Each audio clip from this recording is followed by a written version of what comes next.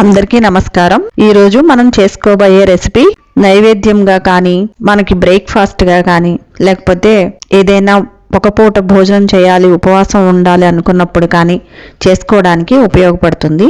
అదేంటో చూసేద్దాం। ముందుగా పెసరపప్పు నానబెట్టుకుంటున్నాను। తర్వాత ఒక కప్పు బియ్యపు రవ్వ తీసుకున్నాను। దీన్ని కూడా శుభ్రంగా కడిగాను, నీళ్లు పోసుకొని నానబెట్టుకున్నాను। తర్వాత స్టవ్ వెలిగించి ప్యాన్ పెట్టుకుని 2 స్పూన్ల వరకు ఆయిల్ వేసుకోవాలి।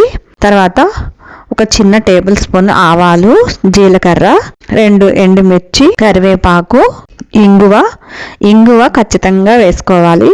ఇది వేసుకోకపోతే అంత టేస్ట్ అనిపించదు। మీకు ఇష్టం లేదు అనుకుంటే దీన్ని స్కిప్ చేయండి। 5-6 మిరియాలు తీసుకున్నాను। వీటిని కొంచెం కచ్చా పచ్చాగా దంచి ఈ మిరియాలు కూడా వేస్తున్నాను। ఇప్పుడు ఒక కప్పు రవ్వకి 2 కప్పులు నీళ్లు పోస్తున్నాను। కొంచెం సాల్ట్ కూడా వేసుకోవాలి। తర్వాత బాగా మరిగే వరకు ఉంచండి। బాగా నీళ్లు మరుగుతున్నప్పుడు నానబెట్టుకున్న రవ్వని ఇందులో వేసేసి కలుపుకొని పైన మూత పెట్టేసి 5 నిమిషాలు చాలా తక్కువ మంట పెట్టుకుని ఉంచండి। 5 నిమిషాల తర్వాత తీసి చూస్తే రెడీ అయిపోతుంది।